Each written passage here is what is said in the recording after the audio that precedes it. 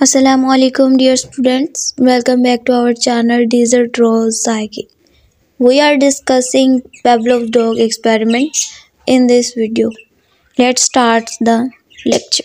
We will discuss in this experiment about Levin Pavlov, idea of experiment, कि इसका idea कैसे आया था, behaviorist approach, Pavlovian response और Pavlov जो कंडीशनिंग है वो प्रोसेस को डिस्कस करेंगे and last one is criticism.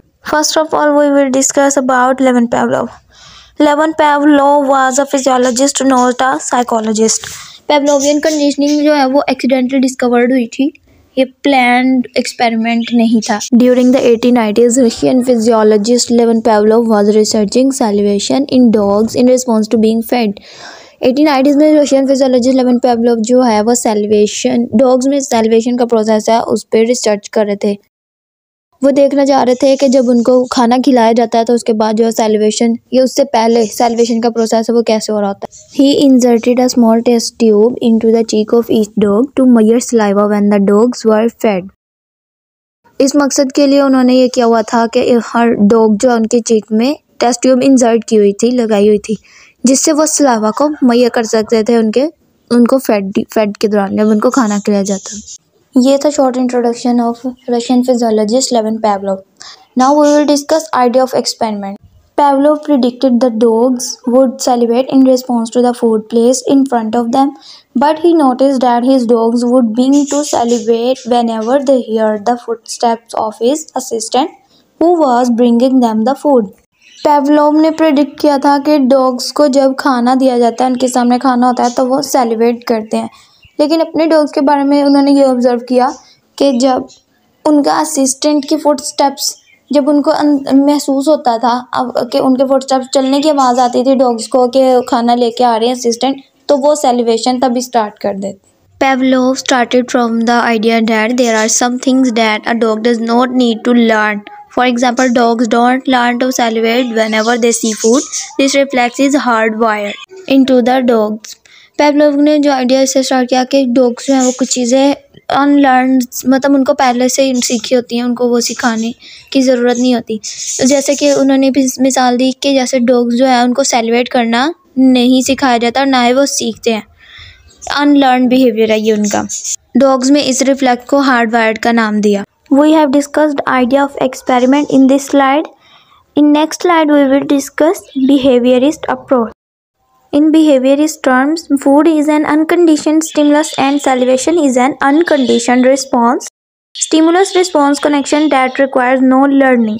Behaviorist terms है उसका कहना है कि फूड जो है वो अनकंडीशन स्टिमुलस है और सैलिवेशन जो है वो अनकंडीशन रिस्पॉन्स है. अनकंडीशन मीन विदाउट एनी कंडीशन, मतलब जैसे कंडीशन का मतलब होता है ना शराइत और ज़वाबित वगैरह, तो उसके बगैर जो है वो चीज़ कोई होना.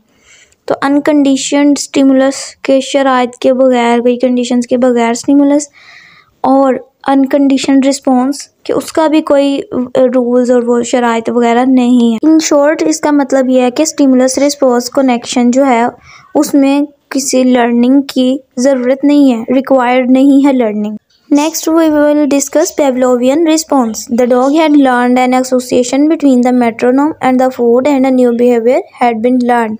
Because this response was learned, it is called a conditioned response, also known as Pavlovian response. The neutral stimulus has become a conditioned stimulus.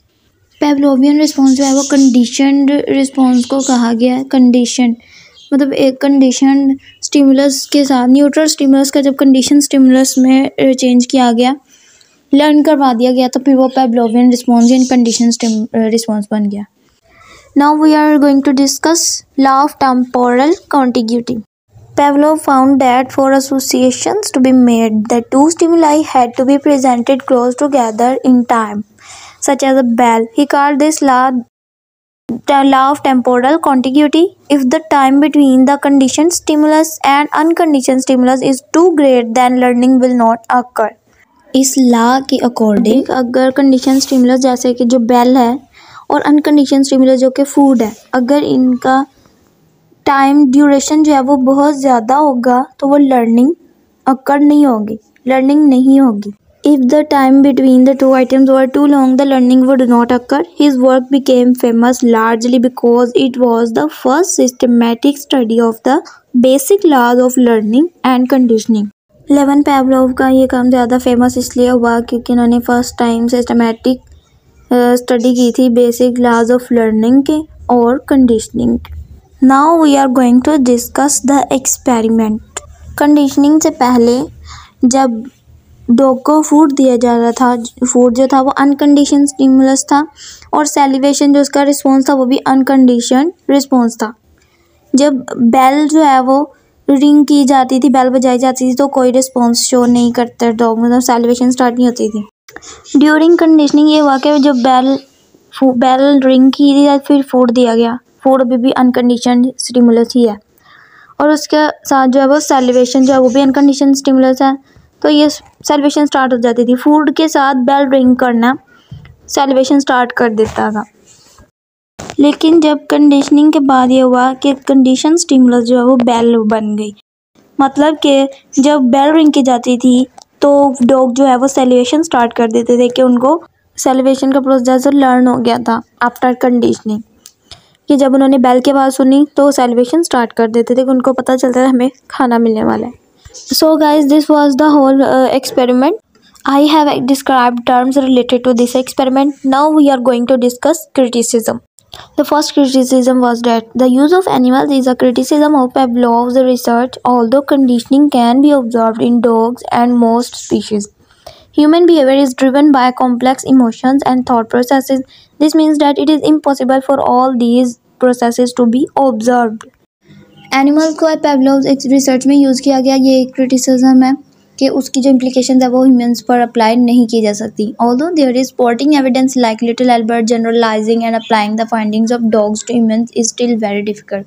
Therefore generalisations between humans and animals must be made with caution. Whilst conditioning may be useful in explaining animal behavior, it may not be very useful in explaining learning in humans. जैसे little Albert experiment में हुआ था कि उसकी भी जो कहा गया था कि वो चाइल्ड जो है वो अनहेल्दी था, तो उसकी इम्प्लीकेशंस हेल्दी चाइल्ड पर नहीं की जा सकती. इसी तरह इसमें भी कहा गया कि जनरलाइजेशन जो है अप्लाई करना findings of dogs to humans it's still very difficult, बहुत मुश्किल है. इसीलिए जनरलाइजेशन जो है ह्यूमंस में और एनिमल्स में जब की जाए तो वो बहुत एहतियात के साथ की जाए, क्योंकि ह्यूमंस में जो इमोशंस जो है कॉम्प्लेक्स है, थॉट प्रोसेस वो भी कॉम्प्लेक्स हैं और एनिमल्स में इतने कॉम्प्लेक्स नहीं है.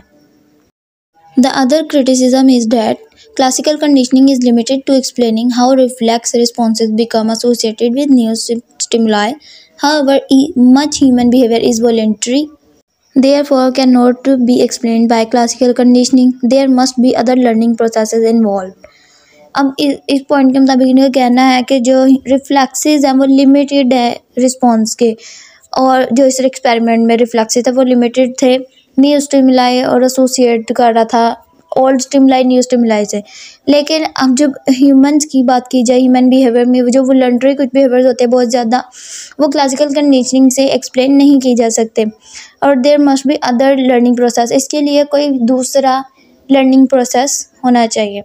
Classical conditioning ignores the role of cognitive and biological factors which also have been shown to play a role in learning. Classical conditioning ने इग्नोर किया था कॉग्निटिव और बायोलॉजिकल फैक्टर्स को, थॉट प्रोसेसेस जो है वो सारा लर्निंग के प्रोसेस में ये अहम किरदार अदा करते हैं, तो इस कॉन्सेप्ट को जो है इग्नोर किया गया. सो गाइज, ये था हमारा आज का lecture Pavlov's dogs experiment. I hope you understand the lecture and enjoy the video. If you have any question, feel free to ask me in comment section. Thanks for watching the video.